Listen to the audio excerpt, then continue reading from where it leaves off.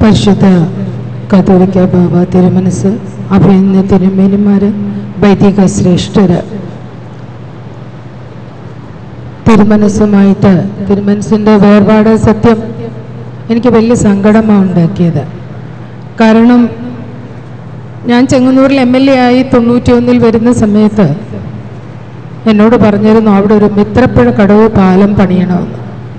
അങ്ങനെ മിത്രപ്പുഴ കടവ് പാലവും ഇടനാട് പാലവും പണിത് കഴിഞ്ഞപ്പോൾ എന്നെ വിളിച്ച് ഒരുപാട് സന്തോഷം പറഞ്ഞു.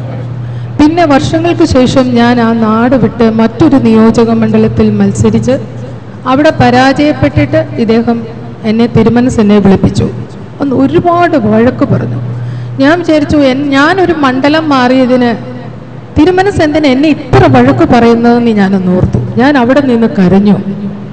പക്ഷെ ഇന്ന് എനിക്ക് മനസ്സിലാവുന്നുണ്ട് എത്ര കരുതലോടെയായിരുന്നു അന്ന് എന്നെ വഴക്ക് പറഞ്ഞതെന്ന്.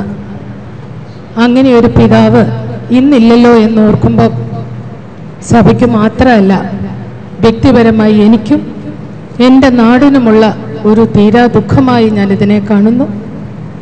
തിരുമനസ്സിന് ദൈവം അദ്ദേഹത്തിൻ്റെ അടുത്ത് തന്നെ മടിയിൽ തന്നെ സ്ഥാനം കൊടുത്തിട്ടുണ്ട് എന്നെനിക്ക് ഉറച്ച വിശ്വാസമാണ്. ഇത്ര പ്രാർത്ഥന ഒരിക്കലും മറക്കാൻ പറ്റില്ല. തിരുമനസ് ഒരു വാക്ക് പറഞ്ഞാൽ അത് വാക്കായിരുന്നു.